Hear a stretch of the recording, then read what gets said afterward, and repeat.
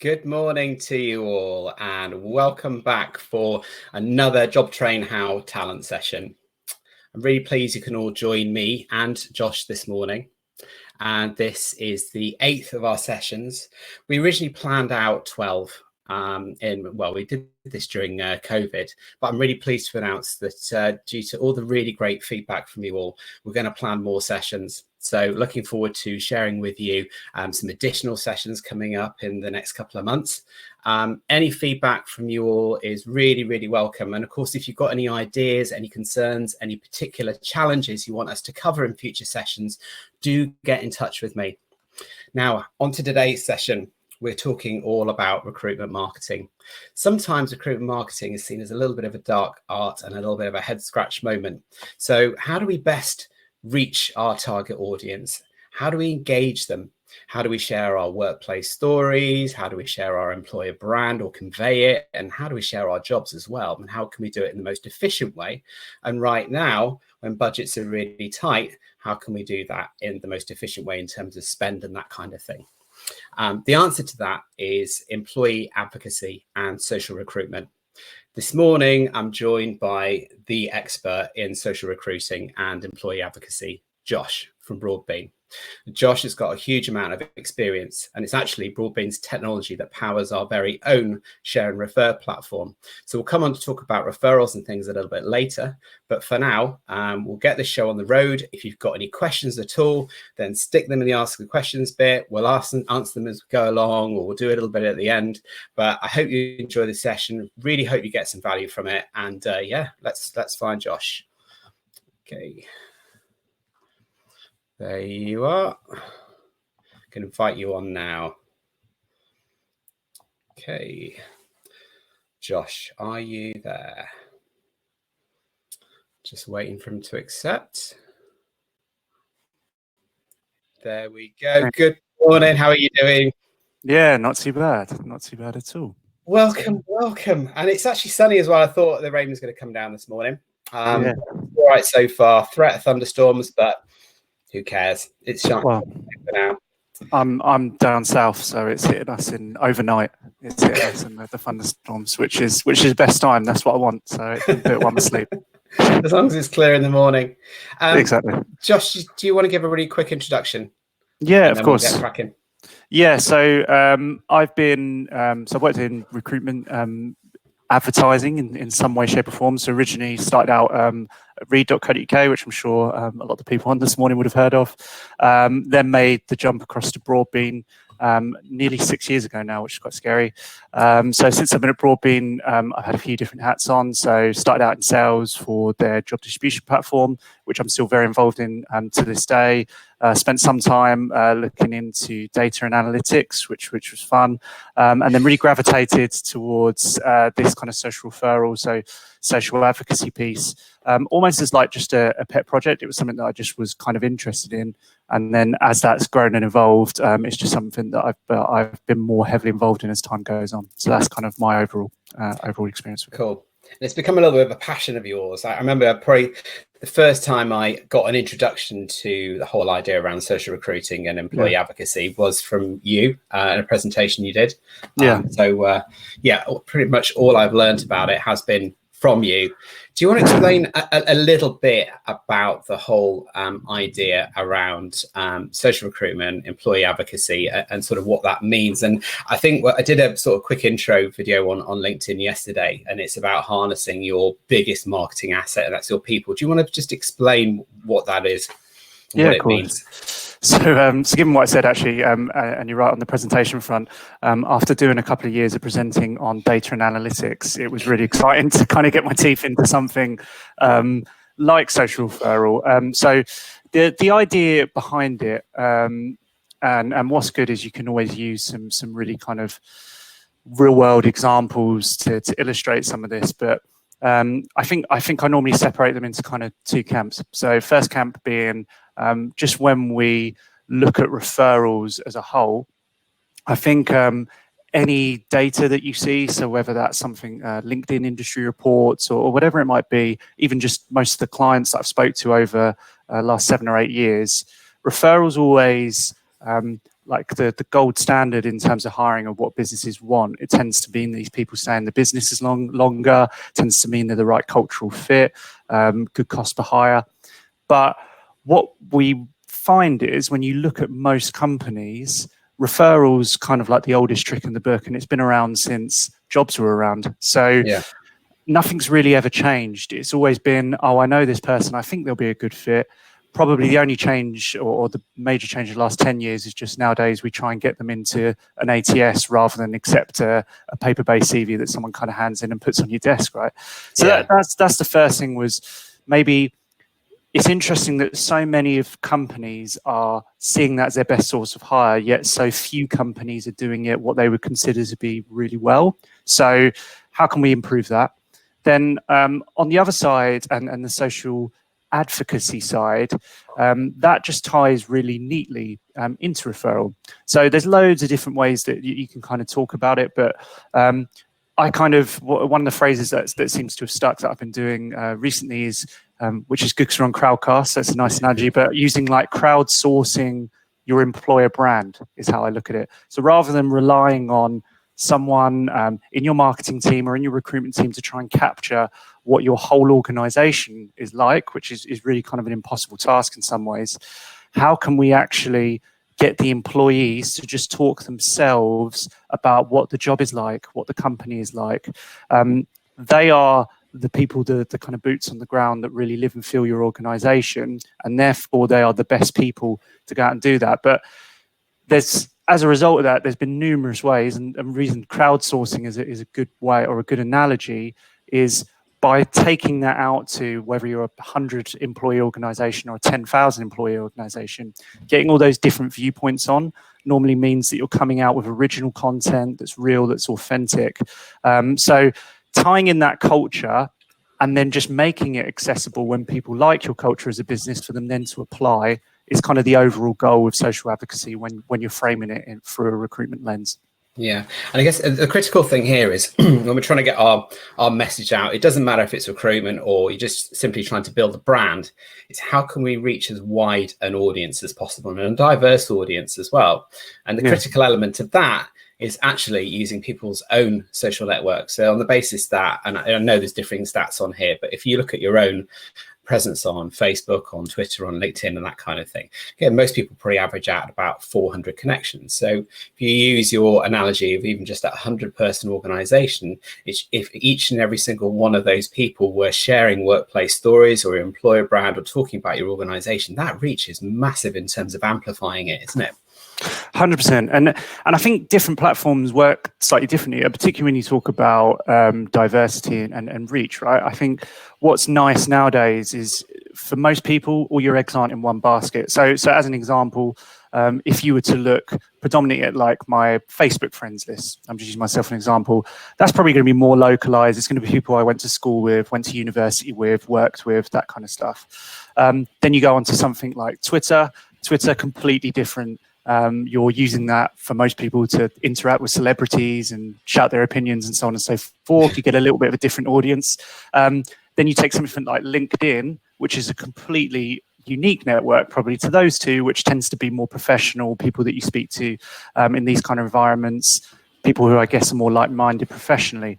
So when you look at that as well, I think 400 for maybe I'm seeing it from a different way. I've always worked in sales and in recruitment, so my connections aren't necessarily going to be the same, but I think most recruiters, most HR people, and anyone who uses, I guess, LinkedIn as a platform, which is growing wider and wider, will probably have much more nowadays than 400. So, I'm a little bit of a LinkedIn tart. I think I've got 400.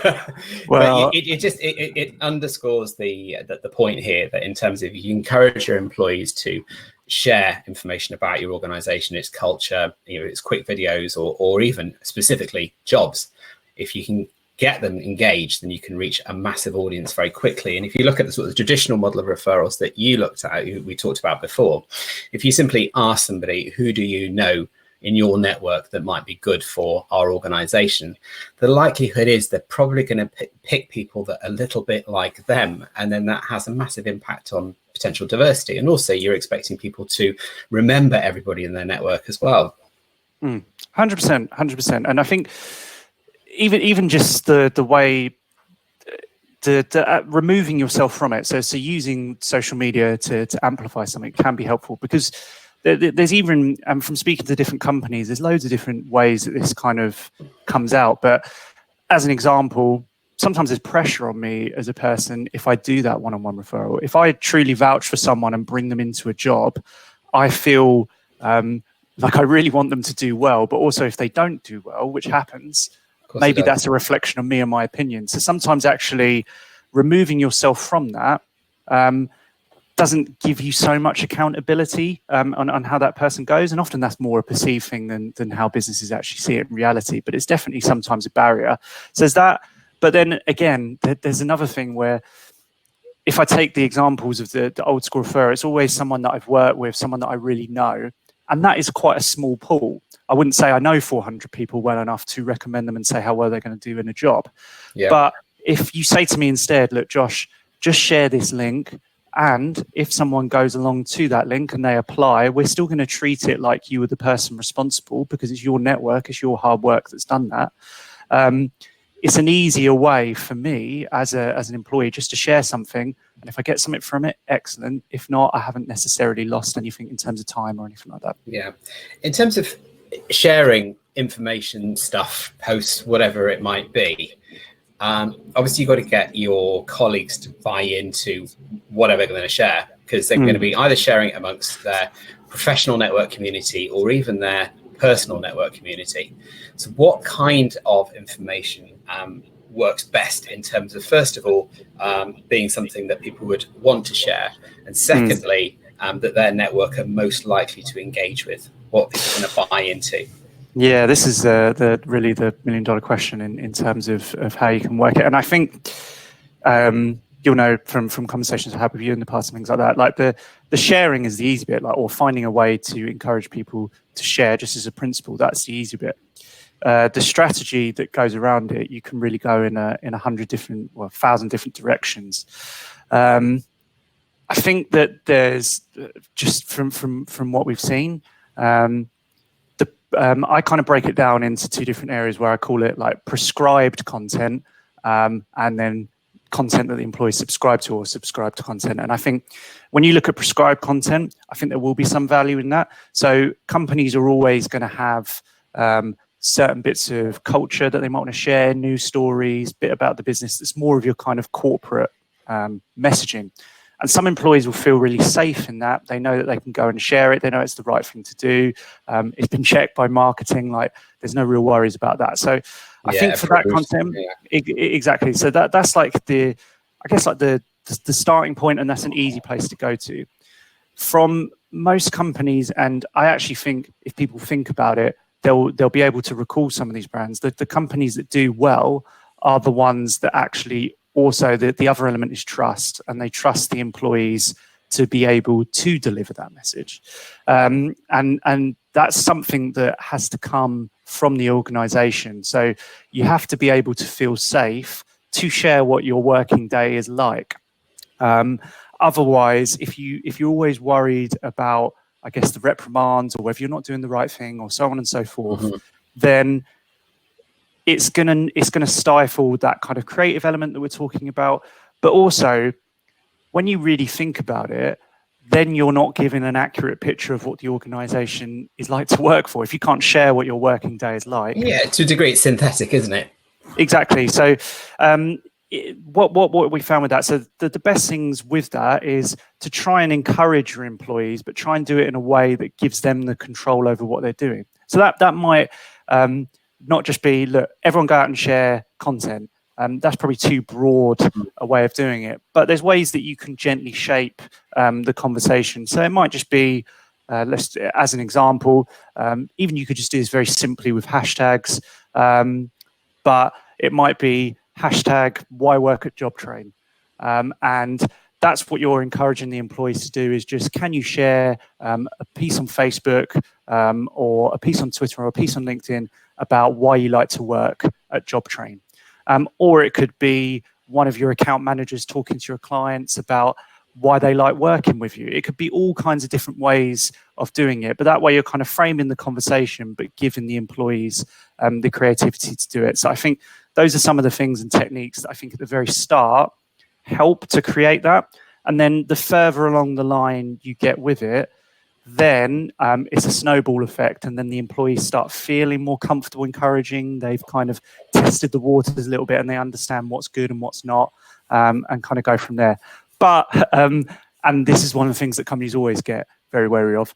Probably it is important to just frame some of the conversation in terms of the do's and don'ts, the obvious things, like maybe don't drop too many swear words in your posts or anything like that. Like, let's just try and keep the obvious stuff out. A lot of companies want to do that, but that's always a really, really big fear. To my knowledge, I can't remember ever having an example where we work with a client where there's been a post or something like that that's been so bad that it's caused any real trouble. Like, people are pretty wise now to social media and what you can and can't do, particularly in a professional element as well. Yeah.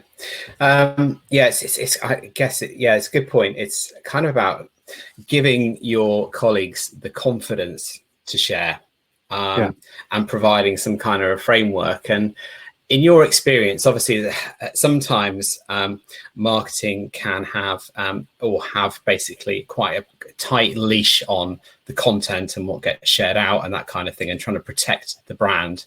What is your advice in terms of engaging with marketing to develop some kind of a framework or a guide, or almost like a little code in terms of how to share stuff yourself, to make sure that it's kind of approved but doesn't take away the personality of the individual that's sharing it? Yeah, I think I've been in different scenarios where marketing's been like the greatest ally in this, but they've also been the kind of barrier that we've got to get through, which is kind of ironic sometimes as well. So I think that the one thing I would say is, like, simplicity is really key. Like, it's so easy sometimes when you look at these like terms, if you want to call it that, with sharing online, to then present people with a 5-page document of all the do's and don'ts and what they can do and what they can't do, and so on and so forth. That isn't necessarily going to encourage people to share, and it's probably more complicated than it needs to be. So where possible, it will be kind of like, and this is just good advice, I think, for anything. It's, can you take what is really, really important to you? Like, what are the key restrictions, or what are the key things that you want to make sure don't get out? What are the top 3, what are the top 5, and try and focus much more on those and keep the message very, very simple. The more complicated you make that messaging, the more difficult it is to then have the employee share and actually be authentic in what they're doing. Yeah, I mean, I guess I would have thought that if this is your first foray into allowing or encouraging colleagues to share content themselves and stuff that they've created, is perhaps to identify a small group and perhaps just test that, learn some lessons about, are they confident? Is the guidance clear? Are they following it? How do we feel about it? And also seeing, what are the results as well? So how much engagement is that getting? Is it getting the message across in the right way? Is it inviting people into a conversation or to find out more about the organization, or even go as far as sort of applying for roles and that kind of thing? And then I guess once you've got it nailed in terms of your guidelines, and you've got a small group of, we'll call them ambassadors, and then look to then grow that out. 100%. And I think a lot of us try and go for this all or nothing approach. So either we're not doing social advocacy, or it might be like, now social advocacy is on the agenda, we want to get all of our organization doing it in the next 3 months. And sometimes that's not, it's weird sometimes being the other side of that, because obviously in the way that I work, probably you would think I'd be incentivized to say, yes, let's get everyone to do it. Because for us, that would mean working on a bigger contract with people. But often the advice is how you start doing something like a user group for what we're talking about is perfect for a couple of reasons. Like, if you take the champions or whatever it might be, A, they're probably easier. It's easier working with a smaller group and kind of keeping control of that. But B, you can kind of have a bit of a self-selection bias, but you can start working with people who are probably going to work within the guidelines naturally anyway. And that's a nice way to start. And it helps to build confidence in the company because you start seeing some of the positives straight away. It helps to give more context to what is a good post, what isn't a good post. Yeah. So it really helps in that. But also as well, sometimes when you try and do this, if you try and go too big too quickly and you haven't got control of it, it's just going to amplify any gaps that there are in the way that you're working. And it's very difficult. So it's always easy to scale up. But if you go big and get it wrong, it could take, like, for some organizations, it could take years to get back to that point. Really, really kind of growing it naturally is a big piece of advice I have for a lot of businesses. I think once you start getting some of the right content out there in terms of, it operates within the guidelines that marketing feel comfortable with, it resonates, it's getting engagement, that kind of thing. It also then gives other people in the organization a point of reference to say, okay, well, this is the kind of stuff that works. And actually, I can see it's achieving a level of engagement, kind of makes me look good. It makes our organization look good. There's an element of building personal brand here as much as it is the employer brand too. So people should feel like, there's something in it for them as much as they're for the common, good of the organization they're working for. Yeah. And I always think sometimes as well, again, when we're building confidence, it's speaking sometimes to marketing or just the business. It depends what kind of business you are, but just in terms that they understand. I think sometimes, like, being very recruitment focused, a lot of things with employer brand or whatever it might be obvious to us, but they aren't necessarily so obvious to the company itself. So I have loads of analogies, most of which have been killed by coronavirus because it was always about going to restaurants and going on holiday. But exactly those things, those things. But like even like, let's say, for example, you're an organization that sells a product. Like, maybe there's one thing which I'm thinking of more because we've all been buying so much stuff online at the moment. But even on, like, e-commerce, there's one thing for you to just be a company that sells a service or sells a product.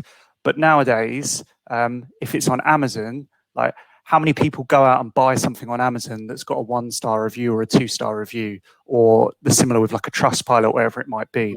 Now, when you actually think about that, it doesn't matter how good your blurb is about your product, what problems it solves, so on and so forth. Another huge part of it is what average people are saying about your product.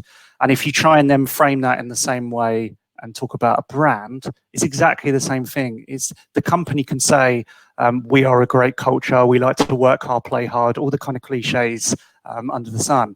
But what's going to give trust to the people that are looking at your jobs, looking at your careers, understanding the employees? And we know candidates nowadays do more research on businesses than they ever have done. Yeah, it's actually the people on the ground saying, this is what it's like to work for company X. That's the things that are going to resonate with people. And particularly, again, to go kind of back to the Facebook piece, like, if I have a friend on Facebook and they say, oh, this is what I did to work today. I've had loads of people ask me about working at Broadbean, but it's probably because the only photos I post is me drinking cocktails and doing all that kind of stuff. People think I live some sort of amazing, like, Mad Men style life, which obviously isn't always the truth. It's only a small part of the truth, but it gives a real insight into what that is like, and it's much more trustworthy coming from someone you know. Yeah, I think video is very powerful as well. I would have said a couple of months ago, before we all started living on Teams and Zoom and what have you, and Google Hangouts, a lot of people were quite anxious or not very confident about taking a video and sharing it online. But that is so powerful in terms of the kind of engagement levels it gets. Just if I stuck out a little LinkedIn post with some text on it about, our session today, probably would have got a couple of likes. And I did a quick video. It doesn't feel that comfortable for me to do it. But once I've done it, actually, people respond really positively to it. So I think it's giving people confidence to say, actually, a video conveys so much more information. It doesn't have to be super polished.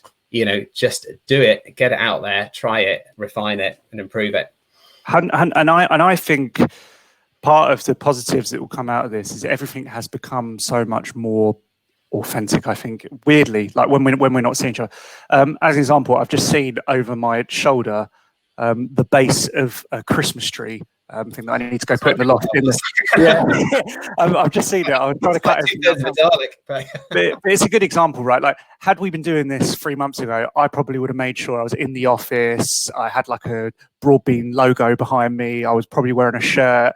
Like, we've become, I think people just understand, like, that it's more about the quality and it's speaking to people. And other examples, like, because I'm now always on video chat, I think you're starting to learn more, even like people that I've been speaking to for quite a lot of time.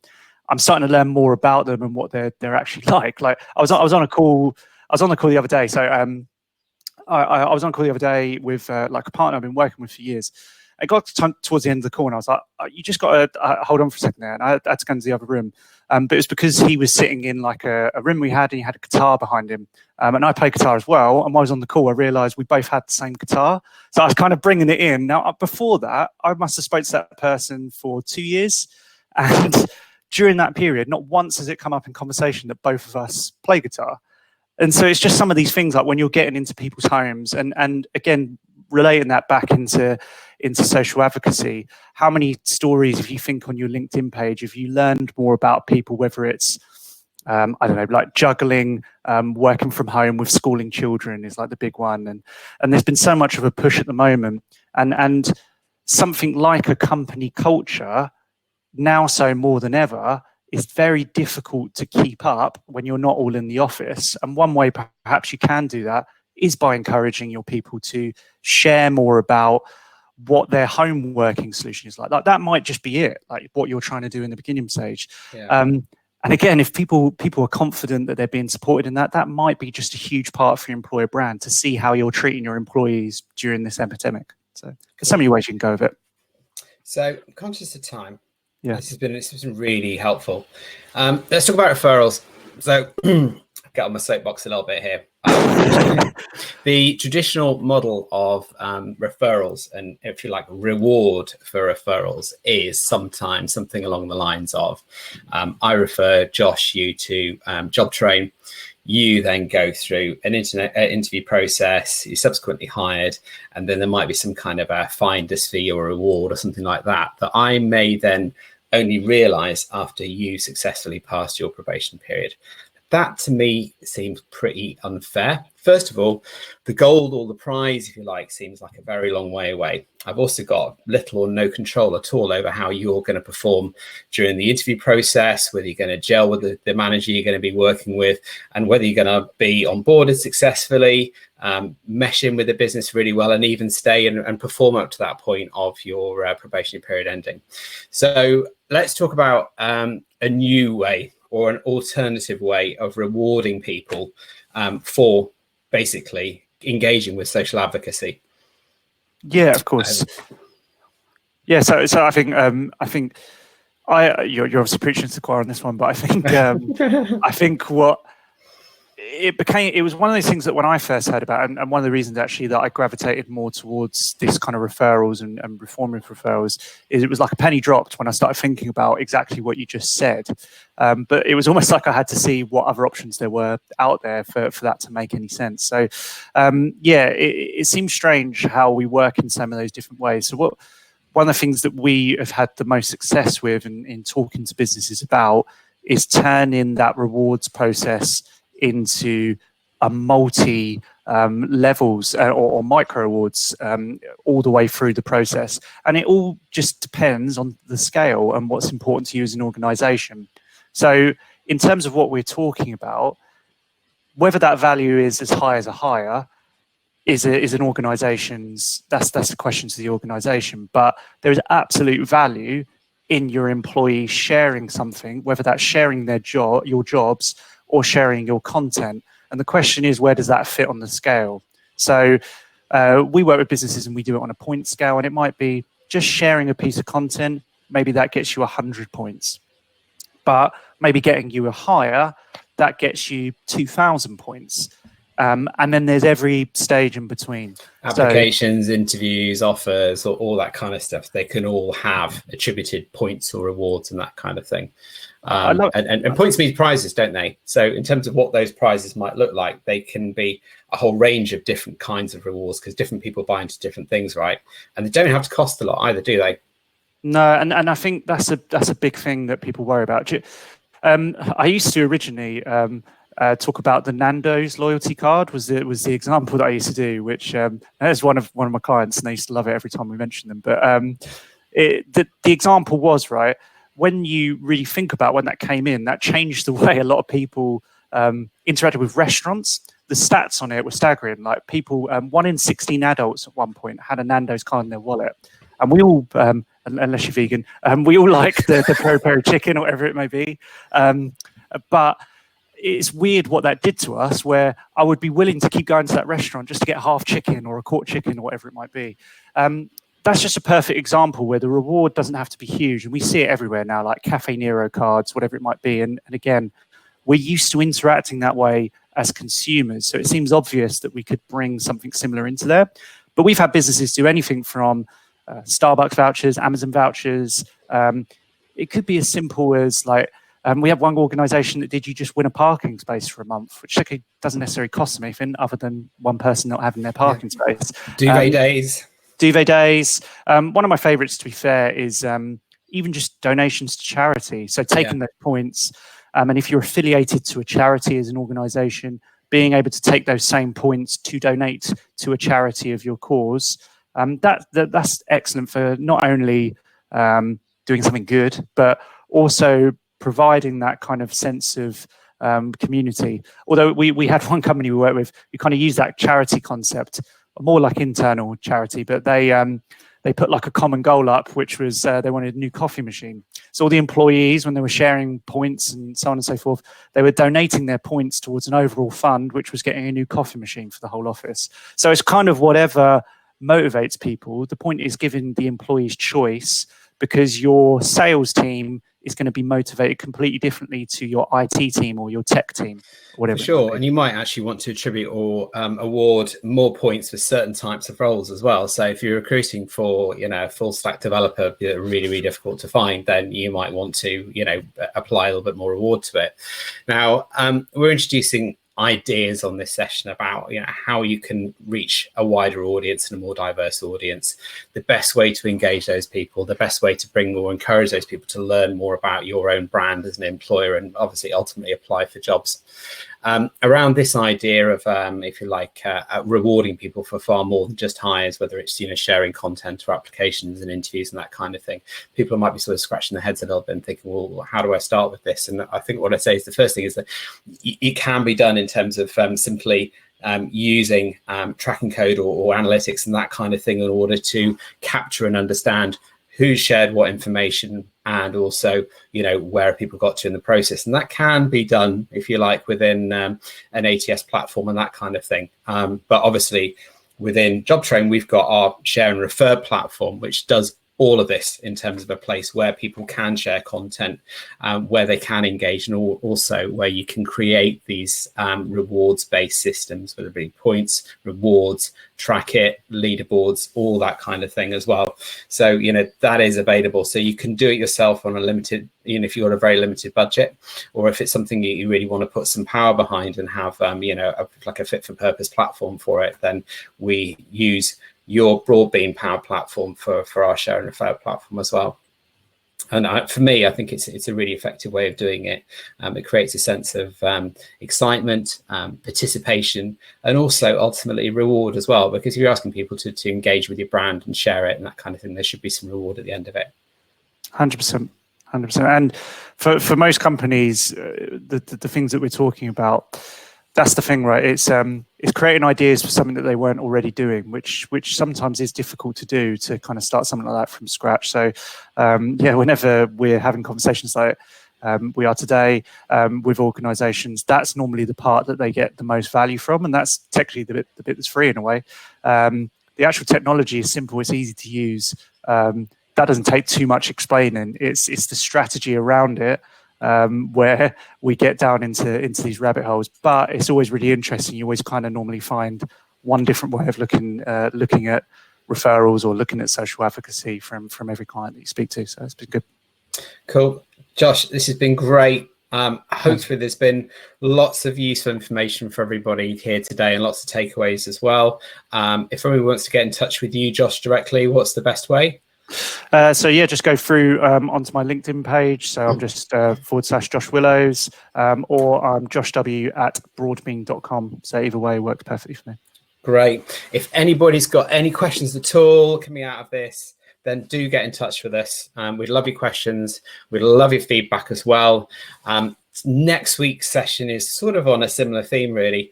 Budgets are really tight right now, especially around advertising. So applying sort of spend to recruitment marketing and advertising is really important. But how can we do that in the most effective, the most efficient way possible? So what really are the value of some of the free sources like Indeed or ZipRecruiter or Talent.com versus perhaps some of the paid job boards?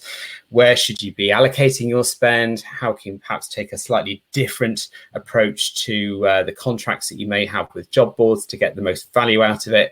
And then finally, a little bit of an education piece around basically duration-based adverts. What are they? And performance-based job adverts, what are they? So we'll hopefully do a few explainers on there. I've got Rob Prince, an expert from Talent Nexus, joining me next week. So yeah, come and join us next week. Share these sessions with your friends, colleagues, whatever. The more the merrier. And Josh, thanks so much for your time this morning. No worries. Thanks for having me. All right. Take care, everybody, and have a great week. See you soon. Thank you.